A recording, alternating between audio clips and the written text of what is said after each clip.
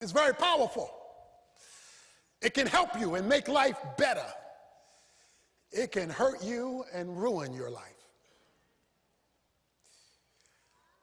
You and I have dynamite, and it's in your dentures. Everyone in here has access to dynamite. Explosive power that can destroy or that can construct. It's dynamite in your dentures. Your greatest enemy is not in your home. Your greatest enemy is not on your job. Your greatest enemy is in your mouth. Because when you discover about the power and the use and non-use of the tongue, you'll have a whole different view of the muscle in your mouth. Let me write that down. I can make that a title. That 3-inch muscle in your mouth is dynamite in your dentures. So the Apostle James takes the first 12 verses of his epistle to give the most extensive statement in the Bible on the tongue, or the speech, or the use of words, or what you do with your mouth. The first thing that he wants you to know is that your mouth has the power to direct the rest of your life. Your mouth has the power to direct the rest of your life. Verse 2, for we all stumble in many ways. If anyone does not stumble in what he says, he is a perfect man, able to bridle the whole body as well. Okay, watch this now. We all stumble, trip up in many ways. There's not a person in here who's not made their share of mistakes, stumble. And we stumble in all kind of ways. We stumble in doing this. We stumble in doing that. We've got this problem. We had this reaction. We did this act of wrong. We stumble in many ways. We're tripping all the time over stuff. We got stuff that we shouldn't have done, that we did do, things that we did do that we shouldn't have done. We stumble in many ways. There are a whole lot of issues in this house. All kind, many ways, many failures, many mistakes, many sins. We all stumble. If you've never stumbled, then you're excused from the house. Because he says, we all stumble in many ways. We trip up about things that we have done that are wrong.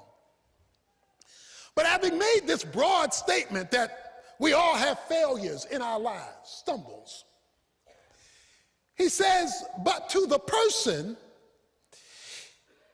who does not stumble in what he says, he is a perfect, that is a mature man, a mature Christian, able to bridle the whole body as well. That's deep. He says you trip over that. Maybe you tripped in handling your money. Maybe you tripped in your relationships. Maybe you tripped on your job. You've tripped in many ways. You're trying to fix this problem in your life, fix this problem in your life, fix that problem in your life. You got all these issues going on in your life because we all stumble in many ways. But then he says, but if I can ever get your tongue right, this one thing, you will be able to deal with all the other things you're tripping over. He says, give me your lips and I'll run your life. Give me your lips, give me your mouth, and you will bridle, bring under control the rest of you. So whatever else is wrong in your life, and the many things that are wrong in my life and your life, he says, just give me one thing, and I'll cover the rest of you. You will be a mature man. A perfect man, he says. Perfect means a mature, an adult Christian who's bringing under control. Look at chapter 1, verse 26. If anyone thinks himself to be righteous and yet does not bridle his tongue, same thing, but deceives his own heart, this man's religion is worthless. He says you can be a worthless Christian, and the proof you're a worthless Christian is you can't control your tongue. So your value to God or your lack of value to God is in your mouth. It's not in your church attendance. It's not in your spiritual activity. He says it's all up in your grill, all up in your mouth. For the man who cannot bring under control his tongue, he says his religion, going to church, serving, giving, is a waste of time. So a lot of folk waste their time. Because they'll come to church, but they won't control their mouth. Said that I can't use that kind of religion that can't control your tongue. Someone has put it this way: the tongue is a wet place and it can slip easily. He then comes with two illustrations. Verse 3 and 4. Now, if we put bits in the horses' mouths so that they will obey us, we direct their entire body as well. Look at the ships also.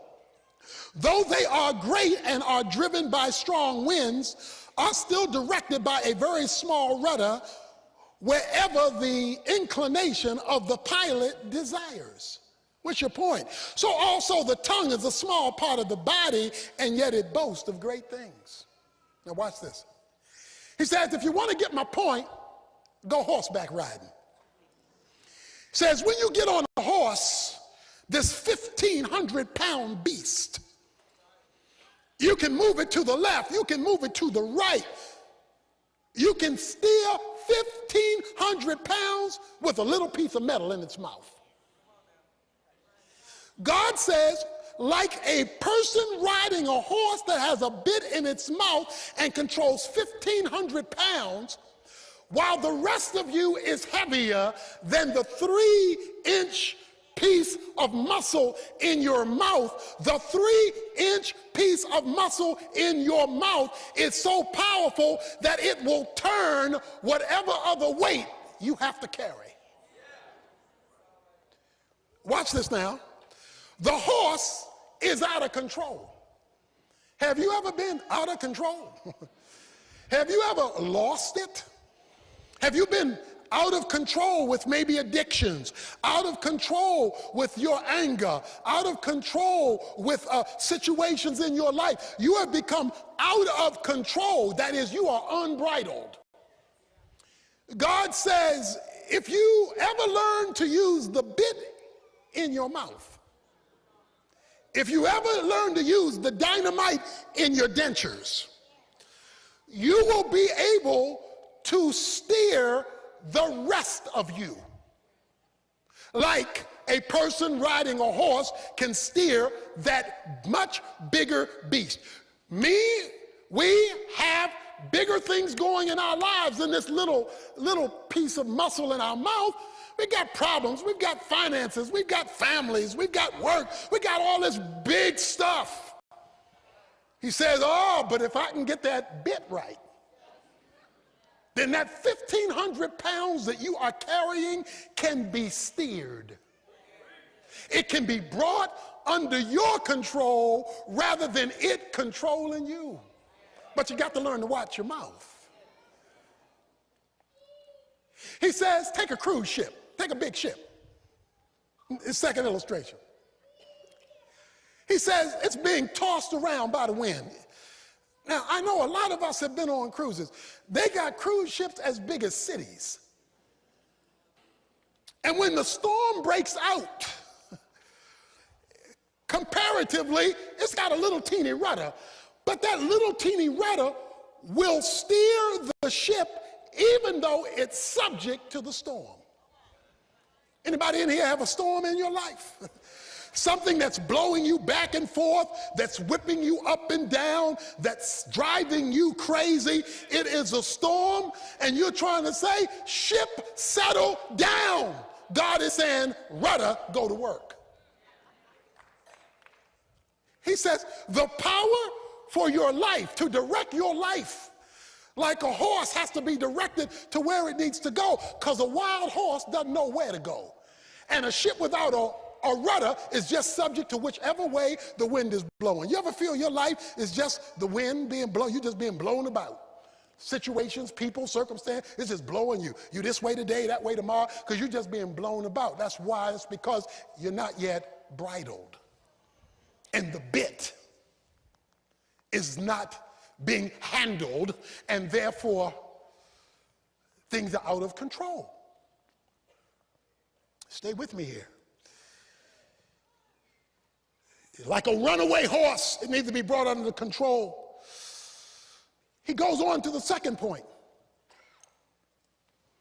Not only is there power in your mouth to direct your life, there's power in your mouth to do damage to your life. Look at verse 5. So the tongue is a small part of the body, and yet it boasts great things. See how great a forest is set aflame by such a small fire. And the tongue is a fire, the very world of iniquity. The tongue is set among our members as that which defiles the entire body, and sets on fire the course of our lives, and is set on fire by hell. There's some deep stuff. He says, your tongue is a match that starts fires. He says that the tongue can wipe out a whole bunch of stuff. How can my mouth do that much damage? He tells you. He said, because your tongue is a fire, the very world, verse 6, of iniquity. The tongue is set among our members, our body parts, as that which defiles the entire body, and sets on fire the course of our life, and is set on fire by hell. He says, the reason why your mouth, your speech, your words, your tongue can do so much damage is that it's got the influence of hell helping it. We'll return for more of today's message right after this special announcement from Dr. Evans.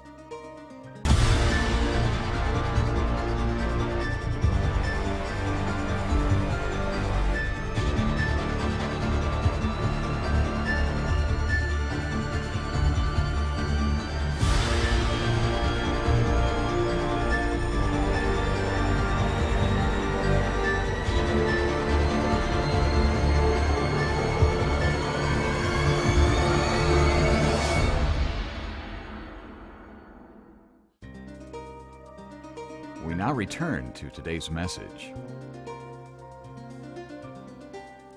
So when you speak, hell is looking for an opportunity to take a spark and create a fire. He says that your tongue spins the wheel. The wheel is your life. The spokes in the wheel are the parts of the circle of your life. And he says, when that tongue gets lit, and hell throws fuel on the speech, it will send sparks throughout the rest of your life. That's why when one thing goes wrong, it begins to affect other things, because it's spinning, but the spokes are attached. And because the spokes are attached to the wheel, when hell gets the wheel going, it can infiltrate all the spokes, so that you wonder why this is wrong, that is wrong, this is wrong, because it's attached to the wheel. The wheel is your life.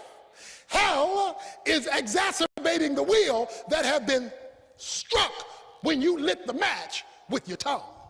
Because see, there's dynamite in your dentures, which is why you gotta watch your mouth. Not only that, but he gives you another illustration, verse 7.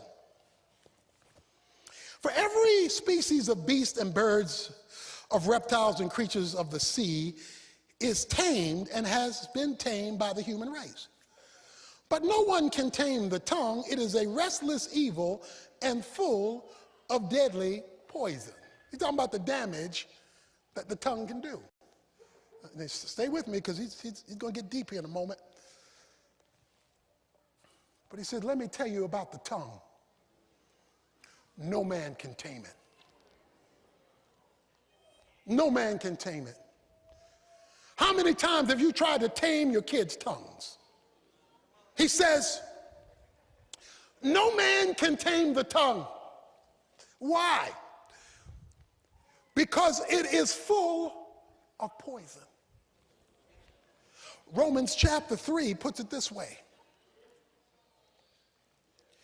Romans chapter 3 says this about your tongue and my tongue, because it's been contaminated by sin.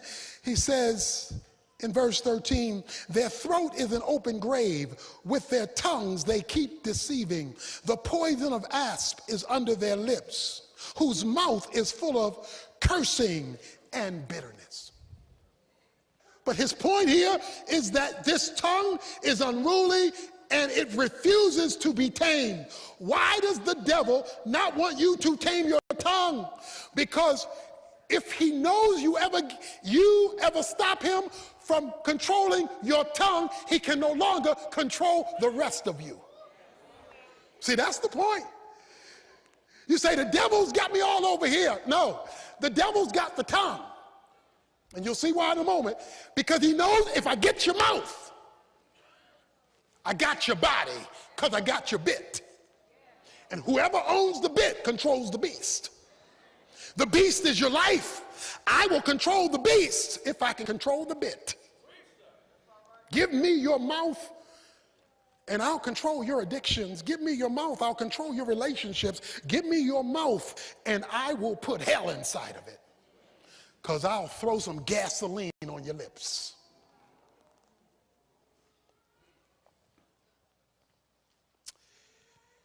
This leads him to his third point. And a critical point it is. In your mouth is the power to direct your life. In your mouth is the power to do damage to your life and the lives of others. In your mouth is the power to determine life. Verse 9. With it, with our tongues, we bless our Lord and Father, and with it we curse men who have been made in the likeness of God. From the same mouth comes both blessings and cursings. My brethren, these things ought not be this way. Does a fountain send out from the same opening both fresh and bitter water? Can a fig tree, my brethren, fellow Christians, produce olives, or a vine produce figs? Nor can salt water produce fresh. Watch this now. He says, our mouths and our tongues can do what nature can't even do. We can do stuff outside of the natural order of things. You cannot go to a water fountain and out of that one opening get fresh and bitter water. You'll get fresh or bitter water. You can't do that. You can't go to a grapevine and get figs. You can't go to an apple tree and get oranges, because nature doesn't operate that way. You get whatever it was designed to give. That's all. That's the way nature works. He says, but not the tongue. He says the tongue is so unique it can contradict itself. He says, out of the same mouth comes blessings and cursings. He puts it in biblical language. This ought not be. To put it in everyday language, that ain't right. He says that's a contradiction. That's moving two ways at the same time. He says you bless and curse. Why ought it not be this way?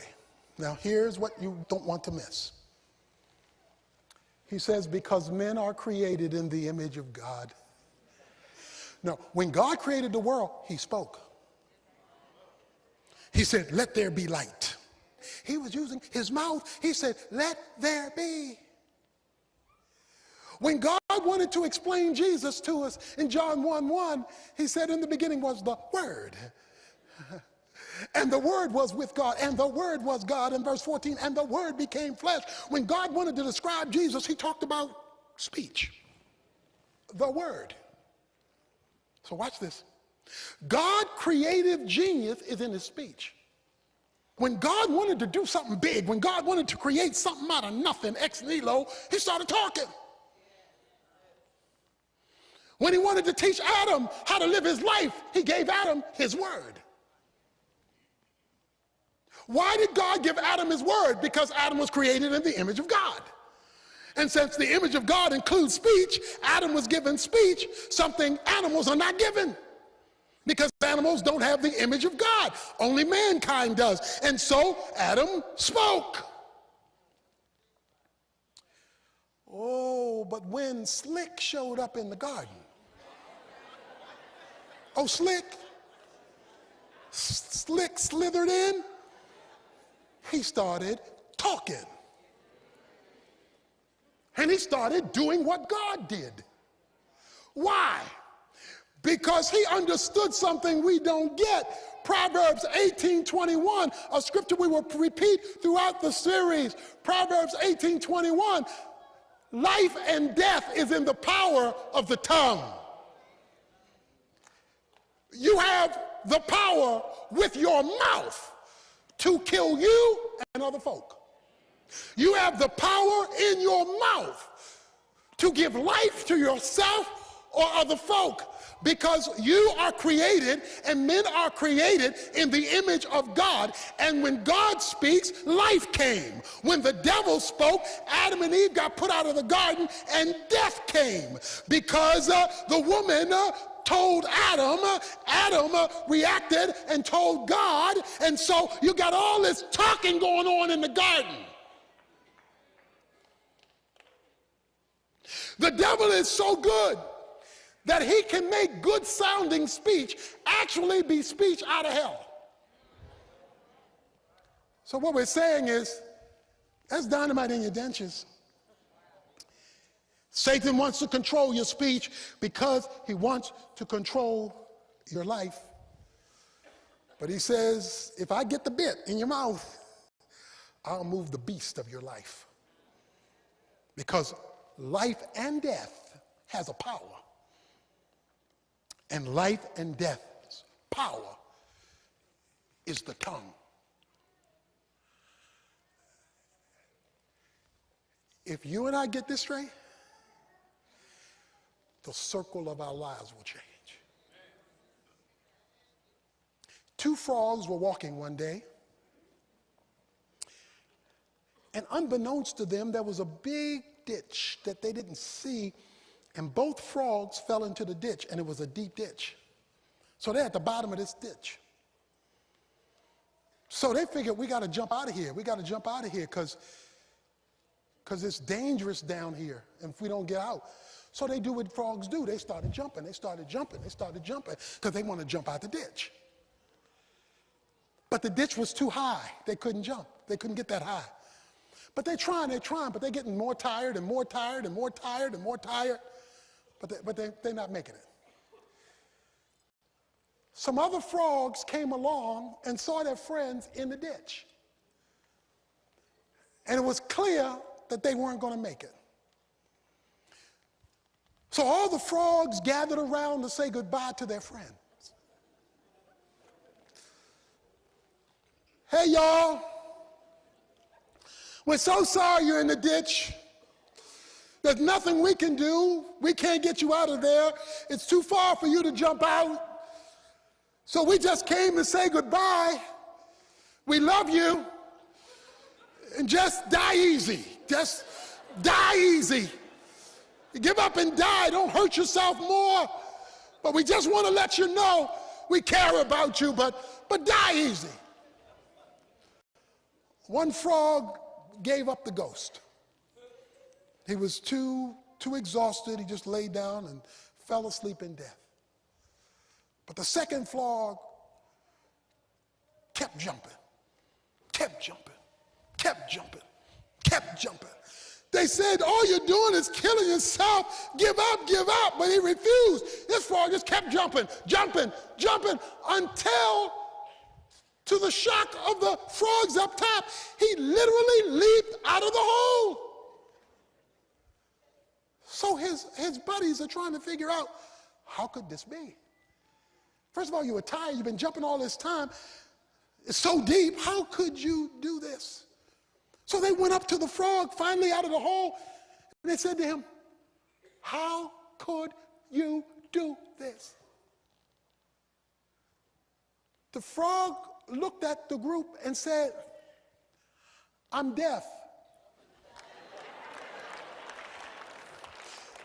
The only reason I hear you now is I'm close enough to read your lips. But when I was down in the ditch and saw y'all doing it, I thought y'all were encouraging me to keep jumping. So I just kept jumping. I thought you were telling me to jump. You were waving your hand, telling me to jump. Some of us today are in a ditch. Some of us have got folk in our lives that are telling us don't jump.